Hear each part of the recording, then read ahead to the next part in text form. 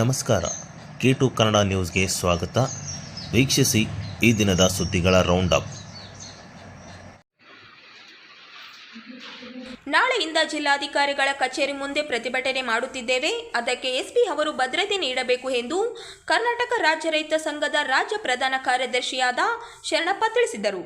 ಅವರು ಸೋಮವಾರದಂದು ನಗರದ ಪತ್ರಿಕಾ ಭವನದಲ್ಲಿ ನಡೆದ ಪತ್ರಿಕಾಗೋಷ್ಠಿಯಲ್ಲಿ ಮಾತನಾಡಿ, ಮಸ್ಕಿ ತಾಲೂಕಿನ ಮಸ್ಕಿ ಹೋಬಳಿಯ ಮ್ಯಾದರಾಳ ಗ್ರಾಮದ ಜಮೀನು ಸರ್ವೆ ನಂಬರ್ 93 ಕ್ಷೇತ್ರ 132 ಎಕರೆ 16 ಗುಂಟೆ ಗೈರಾನು ಜಮೀನಿನಲ್ಲಿ ದಲಿತ ಸಮುದಾಯಕ್ಕೆ ಸೇರಿದ ಲಂಬಾಣಿ ಮಾದಿಗ ಚೆಲುವಾದಿ ನಾಯಕ ಜನಾಂಗದವರು ಬಹುಕಾಲದಿಂದ 38 ಕುಟುಂಬಗಳು ಉಳುಮೆ ಮಾಡಿಕೊಂಡು ಬಂದಿರುವ ಕಾರಣ ಆಗಿನ ಕಾಂಗ್ರೆಸ್ ಸರ್ಕಾರದಿಂದ ಆದೇಶ ನೀಡಿ 70, 71 ಹಾಗೂ 73, 74 ಹಾಗೂ 79, 80ರಲ್ಲಿ ಒಟ್ಟು 38 ಜನರಿಗೆ ತಾಳ 4 ಎಕರೆಯಂತೆ ಒಟ್ಟು 124 ಎಕರೆಯನ್ನು ಸಂಪೂರ್ಣ ಜಮೀನಿನನ್ನು ಆದೇಶ ಇರುವ ಹೆಸರಿಗೆ ಮಾಡಿಕೊಟ್ಟಿದ್ದು, ಆಗಿನಿಂದ ಈಗಿನವರೆಗೂ ಕೂಡ ಪಹಣಿಯಲ್ಲಿ ಇವರ ಹೆಸರು ನೋಂದಣಿಯಾಗಿದೆ. ಅಂತಹ ಜಮೀನು ಪೈಕಿ ಕಾಮಣ್ಣನ ಸುಪರ್ದಿಗೆ ಸೇರಿದ 4 ಎಕರೆ ಜಮೀನಿನಲ್ಲಿ ಪಟ್ಟಣದ ಕಸಮಲ ತ್ಯಾಜ್ಯವನ್ನು ಹಳ್ಳಿಯಲ್ಲಿ ಬಂದು ಹಾಕುವುದು, ಹಳ್ಳಿಯ ವಾತಾವರಣವನ್ನು ಕೆಡಿಸುವುದು ಎಷ್ಟರ ಮಟ್ಟಿಗೆ ಸರಿ? ಹಾಗೊಂದು ವೇಳೆ ಆ ತ್ಯಾಜ್ಯವನ್ನು ಹಾಕಬೇಕೆಂದರೆ ಮಸ್ಕಿಯಲ್ಲಿಯೇ ಸುಮಾರು ಎಕರೆ ಜಮೀನು ಸರ್ಕಾರಿ ಭೂಮಿ ಇದೆ, ಅದರಲ್ಲಿ ಹಾಕಲಿ ಎಂದು ಆಗ್ರಹಿಸಿದರು. ಅವರು ಅಲ್ಲಿ ಹಾಕುತ್ತೇವೆ ಎಂದು ಕಾಮಗಾರಿ ಪ್ರಾರಂಭ ಮಾಡಿದ್ದಾರೆ. ಹಾಗಾಗಿ ನಾವು ನಾಳೆಯಿಂದ ಜಿಲ್ಲಾಧಿಕಾರಿಗಳ ಕಚೇರಿ ಮುಂದೆ ಪ್ರತಿಭಟನೆ ಮಾಡುತ್ತೇವೆ. 38 ಕುಟುಂಬಗಳು ಬೀದಿಗೆ ಬಂದು ಹೋರಾಟ ಮಾಡುವುದು ಅನಿವಾರ್ಯವಾಗಿದೆ ಎಂದು ತಮ್ಮ ಅಳಲನ್ನು ವ್ಯಕ್ತಪಡಿಸಿದರು. ರೈತರ ಪರ ಅಂತ ಹೇಳ್ತಾರೆ. ಅದೇ ರೀತಿಯಾಗಿ ವಿರೋಧ ಪಕ್ಷಗಳಿಗೆ ನಾವು ರೈತರ ಪರ ಅಂತ ಹೇಳ್ತಾರೆ. ಇವತ್ತು 1954-55ನೇ ಇಸ್ವಿಯಲ್ಲಿ ಭೂ ಸುಧಾರಣಾ ಕಾಯ್ದೆ ತಿದ್ದುಪಡಿ ತಂದು ರೈತರಿಗೆ ಭೂಮಿಯನ್ನು ಕೊಡಿಸುವಂಥ ಕೆಲಸ ಆಗಿರುತ್ತೆ. ಅದೇ ರೀತಿಯಾಗಿ 1961-62ನೇ ಸಾಲಿನಲ್ಲಿ ಭೂ ಸುಧಾರಣಾ ಕಾಯ್ದೆ ಮತ್ತೊಂದು ಜಾರಿ ಮಾಡಿ ಯಾರು ಉಳುಮೆಯನ್ನು ಮಾಡ್ತಾರೋ ಅವ್ರು ಮಕ್ಕಳಿಗಿಸಬಾರ್ದು ಅಂತೇಳಿ ಕಾಯ್ದೆಯನ್ನು ಜಾರಿ ತಂದರು. ಅದೇ ರೀತಿಯಾಗಿ 74-75ರಲ್ಲಿ ದೇವರಾಜ ಅವರು ಇದೇ 3 ಸಲ ಕಾಯ್ದೆಗಳು ಜಾರಿ ತಂದು ಕಾಂಗ್ರೆಸ್ ಸರ್ಕಾರನೇ. ಆ ಅವಧಿಯಲ್ಲಿ 70-71ನೇ ಇಸ್ವಿಯಲ್ಲಿ ನಮ್ಮ ರಾಯಚೂರು ಜಿಲ್ಲೆಯ ಮಸ್ಕಿ ತಾಲೂಕಿನ ಮಸ್ಕಿ ಹೋಬಳಿಯ ಮ್ಯಾದರಾಳ ಗ್ರಾಮದ ಸರ್ವೆ ನಂಬರ್ 93 ವಿಸ್ತೀರ್ಣ 132 ಎಕರೆ 16 ಗುಂಟೆ ಜಮೀನನ್ನು ಈ ಬಡ ಜನರಿಗೆ 3 ಹಂತವಾಗಿ ಹಂಚಿಕೆ ಮಾಡ್ಯಾರ. ಮೊದಲನೇ ಹಂತದಲ್ಲಿ 1ರಿಂದ 12 ಜನರಿಗೆ 50 ಎಕರೆ ಭೂಮಿಯನ್ನು ಹಂಚಿಕೆ ಮಾಡ್ಯಾರ. ಎರಡನೇ ಹಂತದಲ್ಲಿ ಅಂದ್ರೆ 74-75ರಲ್ಲಿ ಮೊದಲನೇ ಹಂತ 70-71ರಲ್ಲಿ 50 ಎಕರೆ ಹಂಚಿಕೆ ಮಾಡ್ಯಾರ 12 ಜನರಿಗೆ. ಎರಡನೇ ಹಂತದಲ್ಲಿ 6 ಜನರಿಗೆ 74-75 ಇಸ್ವಿಯಲ್ಲಿ 14 ಎಕರೆ 26 ಗುಂಟೆ ಜಮೀನು ಹಂಚಿಕೆ ಮಾಡ್ಯಾರ. ಮೂರನೇ ಹಂತದಲ್ಲಿ 20 ಜನರಿಗೆ ತಲಾ 3 ಎಕರೆ ಅಂತೆ 60 ಎಕರೆ ಜಮೀನನ್ನು 79-80 ಇಸ್ವಿಯಲ್ಲಿ ಹಂಚಿಕೆ ಮಾಡ್ಯಾರ. ಈ ರೀತಿಯಾಗಿ ಭೂಮಿ ಹಂಚಿಕೆ ಮಾಡಿದ್ದನ್ನ ಇವತ್ತು ಮಸ್ಕಿ ಪಟ್ಟಣದ ಕಸವನ್ನು ಏನು ಮಸ್ಕಿ ಪುರಸಭೆ ಇದೆ, ಮಸ್ಕಿ ಪುರಸಭೆ ಮುಖ್ಯಾಧಿಕಾರಿಗಳು ಮತ್ತು ಮಸ್ಕಿ ತಾಲೂಕು ದಂಡಾಧಿಕಾರಿಗಳು ಸೇರಿಕೊಂಡು 20 ಕಿಲೋಮೀಟರ್ ದೂರ ಆಗುತ್ತೆ ಮಸ್ಕಿ ಊರು ಹಳ್ಳಿ. ಅಂದ್ರೆ 4-5 ಹಳ್ಳಿಗಳು ದಾಟಾದ ಹೋಗ್ಬೇಕಲ್ಲಿ. ದಾಟಾದ ಹೋಗಿ ಅಡಿಬಾಯಿ ತಾಂಡ, ಕಲುಬೆಂಚಿ ತಾಂಡ, ಮ್ಯಾದರಾಳು ಮತ್ತು ಬೆನಕನಾಳು, ಒಳರಟ್ಟಿ ಸುತ್ತಮುತ್ತಲ ಗ್ರಾಮಗಳ ಮಧ್ಯದಲ್ಲಿ ತಂದು ಕಸ ಹಾಕುವಂತಾರೆ. ಇದೇ ಅನ್ಯಾಯ. ಮಸ್ಕಿ ಪಕ್ಕದಲ್ಲಿ ಸಾಕಷ್ಟು ಗುಡ್ಡಗಳಿರ್ತಾವೆಲ್ಲ ನೋಡಿರ್ತೀವಿ. ಸಾಕಷ್ಟು 100 ಎಕರೆ 1000 ಎಕರೆ ಜಮೀನಿದೆ ಮಸ್ಕಿ ಪಕ್ಕದಲ್ಲಿ. ಮಸ್ಕಿ ಕಸವನ್ನು ಮಸ್ಕಿಯಲ್ಲಿ ಹಾಕಬೇಕು ಹೊರತು ಹಳ್ಳಿಗಳಲ್ಲಿ ಹಾಕೋದ್ರಿಂದ ಅಲ್ಲೇ ತ್ಯಾಜ್ಯವಾಗೋದ್ರಿಂದ ಅಲ್ಲೇ ವಾತಾವರಣ ಕಲ್ಮಶಗೊಳ್ಳುತ್ತಾ. ಅದೇ ರೀತಿಯಾಗಿ ಇದು ಸರ್ಕಾರದ ಭೂಮಿಯನ್ನು ಬಡ ರೈತರಿಗೆ ಅಂದ್ರೆ ದಲಿತರಿಗೆ ಅಂದ್ರೆ ಲಂಬಾಣಿ ಜನಾಂಗಕ್ಕೆ, ಮಾದಿಗ, ಚಲವಾದಿ, ನಾಯಕ ಸಮುದಾಯಗಳಿಗೆ ಭೂಮಿಯನ್ನು ಹಂಚಿಕೆ ಮಾಡ್ಯಾರ. ಈ ಭೂಮಿಯನ್ನು ಹಂಚಿಕೆ ಮಾಡಿದ್ದನ್ನ ಇದನ್ನ ಹೋಗಿ ನಾವು ಕಸ ಹಾಕ್ತೀವಿ ಅಂತೇಳಿ 4 ಎಕರೆ ಭೂಮಿಯನ್ನ ಏನು ಜಗನ್ಯ ತಂದೆ ಲಕ್ಷ್ಮಾ ತಂದೆ ಜಗನ್ಯ ಅಂತ ಐತಲ್ಲ 4 ಎಕರೆ ಭೂಮಿಯನ್ನ ಅದನ್ನ ಆಲ್ರೆಡಿ ವಶಪಡಿಸಿಕೊಂಡಾರ. 1 ಎಕರೆ ಸ್ಮಶಾನಕ್ಕೆ ಅಂತೇಳಿ 4 ಎಕರೆ ನಾವು ಮಲ ತ್ಯಾಜ್ಯ ಘಟಕವನ್ನು ತಯಾರು ಮಾಡ್ತೀವಿ ಅಂತೇಳಿ. ಈ ಮಲ ತ್ಯಾಜ್ಯ ಘಟಕ ತಯಾರು ಮಾಡೋಕೆ ಇದೇ ಕೆಲಸ ಇರಬೇಕಾ? ಹಾಗಾಗಿ ನಾವು ಮಾನ್ಯ ಮುಖ್ಯಮಂತ್ರಿಗಳಿಗೆ ಮನವಿಯನ್ನು ಮಾಡಿಕೊಳ್ತೀವಿ. ಜಿಲ್ಲಾಧಿಕಾರಿಗಳಿಗೆ ಯಾರೋ ತಪ್ಪು ಮಾಹಿತಿಯನ್ನು ಕೊಟ್ಟಾರ. ನನ್ನ ಪ್ರಕಾರ ತಪ್ಪು ಮಾಹಿತಿ ಕೊಟ್ಟು ಯಾಕಂದ್ರೆ ಪಾಣಿಯಲ್ಲಿ ಆದೇಶ ಸಂಖ್ಯೆ ಇದೆ.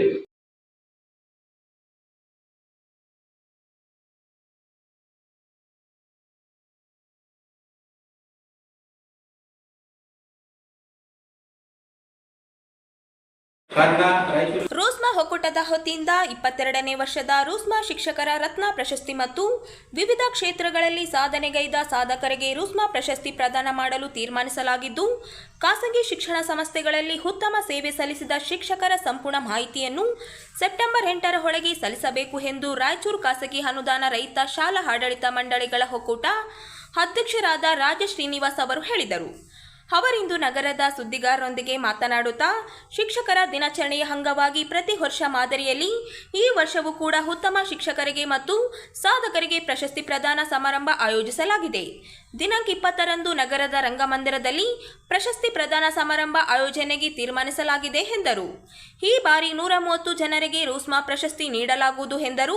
ಆಡಳಿತ ಮಂಡಳಿ ಅಧ್ಯಕ್ಷರು ಉತ್ತಮ ಶಿಕ್ಷಕರನ್ನು ಆಯ್ಕೆ ಮಾಡಿ ಶಾಲಾ ಲೆಟರ್ನಲ್ಲಿ ಆಯ್ಕೆಯಾದ ಶಿಕ್ಷಕರ ಭಾವಚಿತ್ರ ಜೊತೆಗೆ ಸಂಪೂರ್ಣ ಮಾಹಿತಿಯನ್ನು ನಗರದ NGO ಕಾಲೋನಿ ಜ್ಞಾನಗಂಗಾ ಪ್ರೌಢಶಾಲೆ, ರಾಜ ಶ್ರೀನಿವಾಸ್ ಡ್ಯಾಡಿ ಕಾಲೋನಿ ಮುಖ್ಯ ರಸ್ತೆ, Milton Venkatesh Maxwell international school September 8ರೊಳಗೆ ಕಳುಹಿಸಲು ತಕ್ಕದ್ದು ಎಂದರು. ಈಗಾಗಲೇ ರೂಸ್ಮಾ ಒಕ್ಕೂಟದ ವತಿಯಿಂದ ಸುಮಾರು 22 ವರ್ಷಗಳಿಂದ ಖಾಸಗಿ ಶಿಕ್ಷಣ ಸಂಸ್ಥೆಗಳಲ್ಲಿ ಸೇವೆ ಸಲ್ಲಿಸುತ್ತಿರುವ ಶಿಕ್ಷಕ ವೃಂದಕ್ಕೆ ಅತ್ಯುತ್ತಮ ಶಿಕ್ಷಕ ಪ್ರಶಸ್ತಿಯನ್ನು ನೀಡುತ್ತಾ ಬಂದಿದ್ದೇವೆ. ಅದೇ ರೀತಿ ಈ ವರ್ಷವೂ ಸಹ 2024-25 ಸೆಪ್ಟೆಂಬರ್ ಈ ವರ್ಷದಲ್ಲಿ ಸೆಪ್ಟೆಂಬರ್ 20ರಂದು ನಡೀತಕ್ಕಂಥ ಶಿಕ್ಷಕ ರತ್ನ ಪ್ರಶಸ್ತಿ ಪ್ರದಾನ ಸಮಾರಂಭದಲ್ಲಿ ರಾಯಚೂರಿನ ಸುಮಾರು 150 ಶಾಲೆಗಳು, ಖಾಸಗಿ ಶಾಲೆಗಳಿದ್ದು, ಈ ಶಾಲೆಗಳಿಗೆ ಸೇವೆ ಸಲ್ಲಿಸುತ್ತಿರುವ ಅತ್ಯುತ್ತಮ ಶಿಕ್ಷಕರನ್ನು ಆಯ್ಕೆ ಮಾಡಿ ಅವರ ಸೇವಾ ಹಿರಿತನವನ್ನು ಗಮನಿಸಿ ಮತ್ತು ಖಾಸಗಿ ಶಿಕ್ಷಣ ಸಂಸ್ಥೆಯ ಮೇಲೆ ಅವರಿಗಿರ್ತಕ್ಕಂಥ ಗೌರವವನ್ನು ಪರಿಗಣಿಸಿ ಖಾಸಗಿ ಶಿಕ್ಷಣ ಸಂಸ್ಥೆಗಳು ಅವರವರ ಸಂಸ್ಥೆಗಳಿಂದ ಉತ್ತಮ ಶಿಕ್ಷಕರನ್ನು ಆಯ್ಕೆ ಮಾಡಿ ದಿನಾಂಕ 8 ಸೆಪ್ಟೆಂಬರ್ 2025ರೊಳಗಾಗಿ ಖಾಸಗಿ ಶಿಕ್ಷಣ ಸಂಸ್ಥೆಗಳ ಪ್ರಮುಖ ಪದಾಧಿಕಾರಿಗಳಿಗೆ ತಮ್ಮ ಅರ್ಜಿಗಳನ್ನು ನೀಡಬೇಕಾಗುತ್ತದೆ. ಇಲ್ಲಿ ಶಿಕ್ಷಣ ಸಂಸ್ಥೆಗಳ ಆಡಳಿತ ಮಂಡಳಿಯ ನಿರ್ಧಾರವೇ ಅಂತಿಮವಾಗಿರುತ್ತದೆ. ಜೊತೆಗೆ ನಾವು ಪ್ರತಿ ವರ್ಷವೂ ರಾಯಚೂರು ಜಿಲ್ಲೆಯ ವಿವಿಧ ಕ್ಷೇತ್ರಗಳಲ್ಲಿ ಸೇವೆ ಸಲ್ಲಿಸತಕ್ಕಂಥ ಗಣ್ಯ ವ್ಯಕ್ತಿಗಳಿಗೆ ರೂಸ್ಮಾ ಪ್ರಶಸ್ತಿಯನ್ನು ನೀಡುತ್ತಾ ಬಂದಿದ್ದೇವೆ. ಈಗಾಗಲೇ ನಾವು 108 ಸ್ವಾಮೀಜಿಯವರಿಗೆ, ರೂಸ್ಮಾ ನಮ್ಮ ಸ್ಮಿತಾ ಅಕ್ಕನವರಿಗೆ, ಒಡವಟ್ಟಿಯವರಿಗೆ, ಹಲವಾರು ಗಣ್ಯರಿಗೆ ನೀಡುತ್ತಾ ಬಂದಿದ್ದೇವೆ. ಅದೇ ರೀತಿಯಾಗಿ ಈ ವರ್ಷವೂ ಸಹ ಹಲವಾರು ಗಣ್ಯರಿಗೆ ರೂಸ್ಮಾ ಅವಾರ್ಡನ್ನು ನೀಡುವ ಕಾರ್ಯಕ್ರಮವನ್ನು ನಾವು ಹಮ್ಮಿಕೊಂಡಿದ್ದೇವೆ. ಕಾರಣ ಖಾಸಗಿ ಶಿಕ್ಷಣ ಸಂಸ್ಥೆಗಳ ಎಲ್ಲ ಮುಖ್ಯಸ್ಥರು ಈ ಒಂದು ಕಾರ್ಯಕ್ರಮದಲ್ಲಿ ಭಾಗವಹಿಸಬೇಕೆಂದು ನಾನು ರೂಸ್ಮಾ ಒಕ್ಕೂಟದ ಅಧ್ಯಕ್ಷನಾಗಿ ತಮ್ಮಲ್ಲಿ ವಿನಂತಿಸಿದ್ದೇನೆ. ತಮ್ಮ ಹೆಸರು ಸರ್? ರಾಜಾ ಶ್ರೀನಿವಾಸ್, ಅಧ್ಯಕ್ಷರು ರೂಸ್ಮಾ.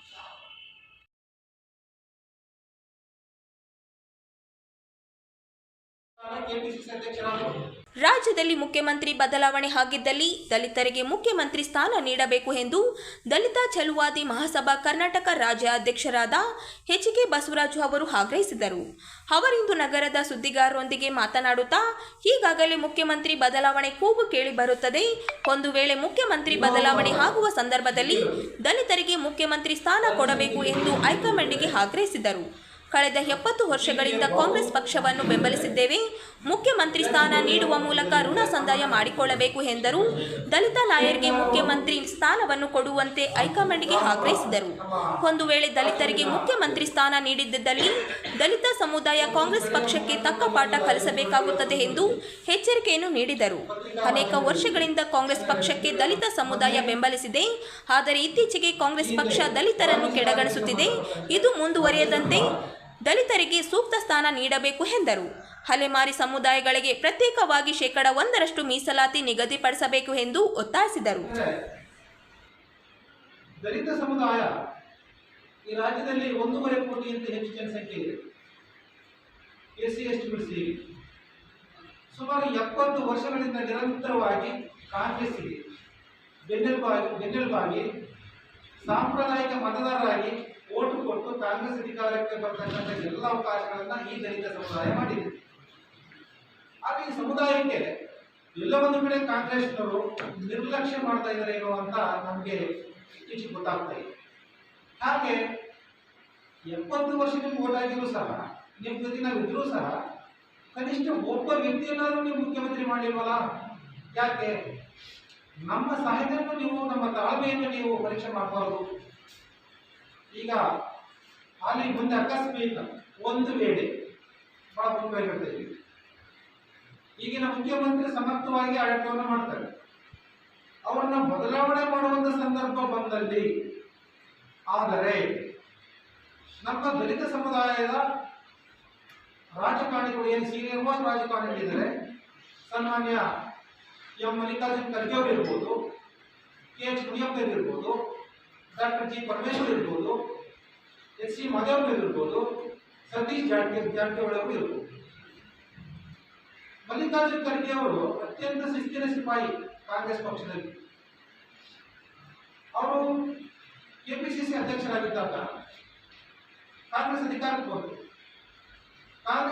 ಬಂತು. ಆ ಸಂದರ್ಭದಲ್ಲಿ ಎಸ್ ಎನ್ ಕೃಷ್ಣ ಅವರು ಕಾಂಗ್ರೆಸ್ ಪಕ್ಷಕ್ಕೆ ಸೇರ್ಪಡೆಯಾಗಿ ಬರೀ 4 ತಿಂಗಳಾಯಿತು ಅವರು ಮುಖ್ಯಮಂತ್ರಿ ಮಾಡಿದ್ರು. 5 ವರ್ಷ ದಕ್ಷತೆಯಿಂದ ಪಕ್ಷವನ್ನು ಕಟ್ಟಿರ್ತಕ್ಕಂಥ ಮಲ್ಲಿಕಾರ್ಜುನ್ ಖರ್ಗೆ ಅವರಿಗೆ ಅನ್ಯಾಯ ಇತ್ತು. ಅದೇ ತರ ಡಾಕ್ಟರ್ ಜಿ ಪರಮೇಶ್ವರ್ ಅವರು ಸ್ವಾಗತ ಮಾಡ್ತಾರೆ.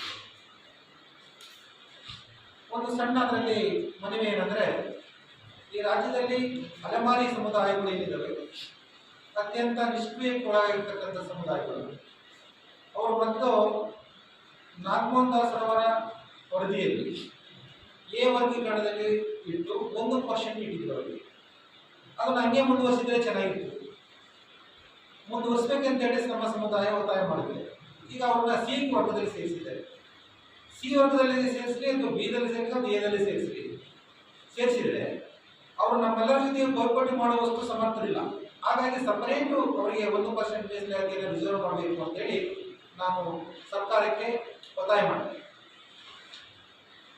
ಇನ್ನೊಂದು, ನಾವು ಈ ರಾಜ್ಯದಿಂದ ಸ್ಥಳೀಯವಾಗಿ 1-2-3 ಜಿಲ್ಲೆಗಳಲ್ಲಿ 4 ಜನ ಸಮುದಾಯಗಳು, ಬ್ಯಾಗಾರು, ಮಾಲದಾಸರು, ವಲಯದಾಸರು, ಚೆನ್ನದಾಸರು, ಈ 4 ಸಮುದಾಯಗಳು ವಲಯ ಗುಂಪಿಗೆ ಸಂಬಂಧಪಟ್ಟಂತ ಜಾತಿ. ಈ ಸಂಬಂಧಪಟ್ಟಂತೆ ನಾವು ಸನ್ಮಾನ್ಯ ನಾಗಮೋಹನ್ ದಾಸ್ ಅವರಿಗೆ ಮನವಿ ಮಾಡಿದ್ವಿ. ಈ 4 ಜಾತಿಯನ್ನ ವಲಯ ಸಂಬಂಧಿತ ಗುಂಪುಗಳಿಗೆ ಸೇರಿಸಿ ಅಂತೇಳಿ ಮನವಿ ಕೊಟ್ಟಿದ್ವಿ. ಅವ್ರ ಹತ್ರ ಮನವರಿಕೆಯನ್ನು ಮಾಡಿಕೊಟ್ಟಿದ್ವಿ. ಆದರೂ ಸಹ ಇಲ್ಲ ಒಂದು ಕಡೆ ಅದು ಅಲೆಮಾರಿ ಸಮುದಾಯಗಳ ಜೊತೆ ಸೇರಿಸ್ಬಿಟ್ಟಿದೆ. ಅದು ಮುಂಬರುವ ದಿನಮಾನಗಳಲ್ಲಿ, ಯಾಕಂದರೆ ಈ ವರ್ಗೀಕರಣ ಏನಿದೆಯಲ್ಲ, ತಿದ್ದುಪಡಿಗೆ ಸಂಬಂಧಪಟ್ಟಂತೆ ಕಾಲಕ್ಕೆ ತಿದ್ದುಪಡಿಗೆ ಒಳಗಾಗುವ ಅವಕಾಶ ಮಾಡಿಕೊಟ್ಟು ರಾಷ್ಟ್ರೀಯ ಜನಗಣತಿಯ ಸಂದರ್ಭದಲ್ಲಿ ತಿದ್ದುಪಡಿ ಮಾಡಲು ಅವಕಾಶ ಕಲ್ಪಿಸಿ ಜಾತಿ ವರ್ಗೀಕರಣ ಮಾಡಿರೋದ್ರಿಂದ, ತಿದ್ದುಪಡಿ ಅವಕಾಶ ಇರುವುದಿಲ್ಲ. ಈ 4 ಜಾತಿಗಳನ್ನು ಮುಂದಿನ ದಿನಗಳಲ್ಲಿ ಬಲಗೈ ಸಮುದಾಯಕ್ಕೆ ಸೇರಿಸಬೇಕಂತೇಳಿ ನಮ್ಮ ಒತ್ತಾಯ ಇದೆ ಸರ್ಕಾರ.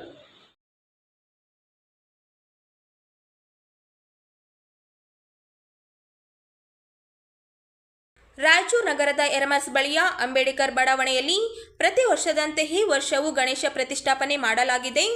5ನೇ ದಿನ ವಿಸರ್ಜನೆ ಹಿನ್ನೆಲೆಯಲ್ಲಿ ವಿವಿಧ ಸಾಂಸ್ಕೃತಿಕ ಕಾರ್ಯಕ್ರಮಗಳು ಆಯೋಜನೆ ಮಾಡಲಾಗಿತ್ತು.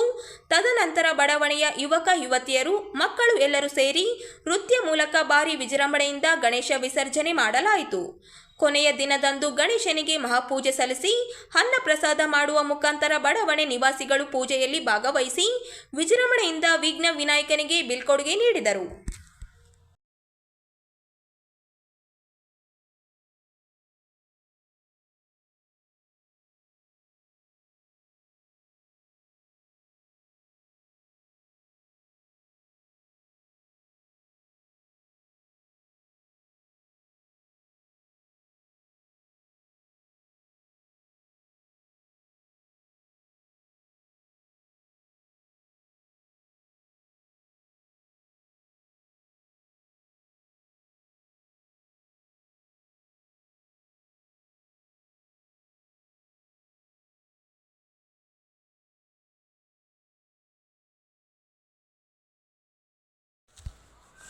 ನಗರದ ವಿವಿಧ ಭಾಗಗಳಲ್ಲಿ ಪ್ರತಿಷ್ಠಾಪಿಸಲಾದ 175 ಗಣೇಶ ಮೂರ್ತಿಗಳನ್ನು ನಿನ್ನೆ ಅದ್ದೂರಿಯಾಗಿ ವಿಸರ್ಜನೆ ಮಾಡಲಾಯಿತು. ಉತ್ಸವ ಸಮಾರಂಭದ 5ನೇ ದಿನ ನಿನ್ನೆ ಬೃಹತ್ ಮೆರವಣಿಗೆ ರಾತ್ರಿ ಪೂರ್ಣ ನಗರದಲ್ಲಿ ನಡೆಯಿತು. ಮೆರವಣಿಗೆಯಲ್ಲಿ ಯುವಕರ ಕುಣಿತದ ಸದ್ದು ಜೋರಾಗಿತ್ತು. 5ನೇ ದಿನದ ವಿಸರ್ಜನೆ ಅಂಗವಾಗಿ ನಗರದಲ್ಲಿ ಭಾರೀ ಬಂದೋಬಸ್ತ್ ವ್ಯವಸ್ಥೆ ಮಾಡಲಾಗಿತ್ತು. 175 ವಿವಿಧ ಬಡಾವಣೆಗಳ ಗಣೇಶ ಮೂರ್ತಿಗಳನ್ನು ಕಾಸಬಾವಿಯಲ್ಲಿ ವಿಸರ್ಜಿಸಲಾಯಿತು. ರಾತ್ರಿ 12 ಗಂಟೆಗೆ ನಂತರ ವಿಸರ್ಜನಾ ಮೆರವಣಿಗೆ ಆರಂಭಗೊಂಡಿತು. ಆಯಾ ಗಜನನ ಸಮಿತಿಗಳು ನಿಯಮಾನುಸಾರ ಮುಖ್ಯ ರಸ್ತೆಗಳ ಮೂಲಕ ಮೆರವಣಿಗೆ ನಡೆಸಿ ಕಾಸುಬಾವಿಯಲ್ಲಿ ವಿಸರ್ಜನೆ ಮಾಡಲಾಯಿತು. ಭಾರಿ ಸಂಖ್ಯೆಯ ಗಣೇಶ ಮೂರ್ತಿಗಳ ವಿಸರ್ಜನೆಯ ಈ ಕಾರ್ಯಕ್ರಮದಲ್ಲಿ ಯಾವುದೇ ಅವಘಡ ಸಂಭವಿಸಿಲ್ಲ. ಶಾಂತಿ ಮತ್ತು ಸುವ್ಯವಸ್ಥೆ ರೀತಿಯಲ್ಲಿ ಎಲ್ಲ ಗಣೇಶ ಮೂರ್ತಿಗಳನ್ನು ವಿಸರ್ಜಿಸಲಾಯಿತು.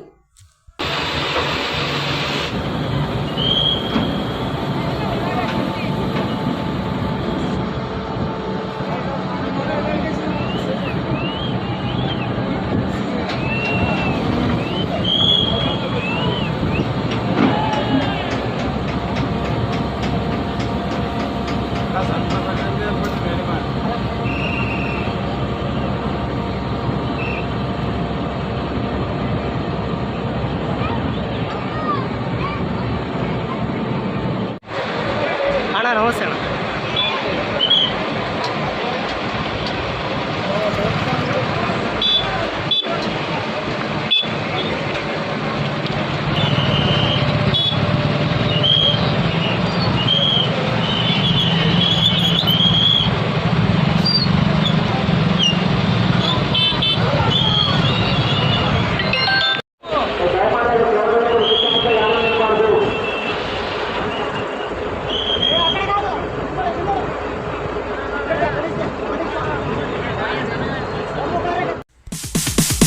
ಸಂಘಟಿತ ಹಿಂದೂ ಸಮರ್ಥ ಭಾರತ ವೀರ ಸಾವರ್ಕರ್ ಅಸೋಸಿಯೇಷನ್ ರಾಯಚೂರು. ವಿಶ್ವವೆಲ್ಲವೂ ಮುನಿದು ನಿಂತರೂ ನಾಡು ನಿಲ್ಲಿಸಲು ಬೆಲ್ಲವು. ದಿನಾಂಕ 31/8/2025. ಸಮಯ ಸಂಜೆ 6 ಗಂಟೆಗೆ.